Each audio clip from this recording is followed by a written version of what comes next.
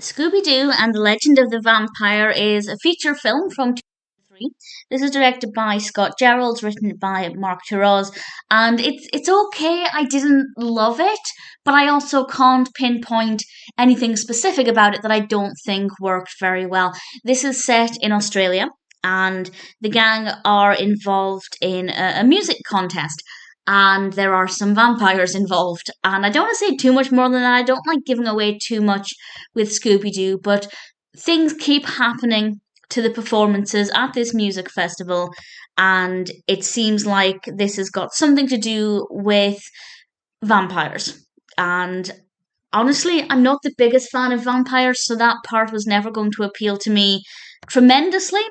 But at the same time, it wasn't too bad. I didn't dislike the vampire aspect. I think it worked quite well. It was a little spooky here and there. I think as a child, it's something that probably I would have been unnerved by it. I was very, very scared of vampires as a child because I watched the film The Little Vampire. So for me, as a younger child, I definitely would have found it to be quite creepy. Watching it now, I thought the vampire aspect worked quite well.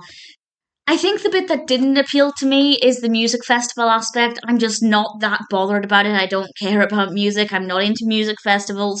So the whole setup there just didn't interest me. But as I said, I can't specifically point to anything that didn't work very well. I do think it is just down to personal preference. That being said, although the film is very short, it's an hour and 10 minutes, so it's not a short film, but it is, for a feature film, quite short.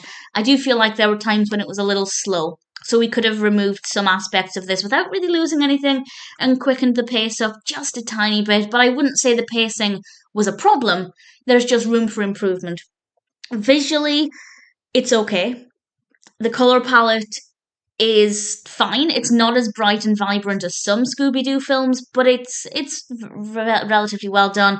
The characters are all well designed. They're also very well written characters, but I didn't really emotionally connect with anything. I wasn't that bothered. We also have some characters in this from previous Scooby Doo films, but I won't spoil it. Aside from the usual gang, of course, but I won't spoil it just in case you don't want to know who until you start watching it. Did I enjoy it?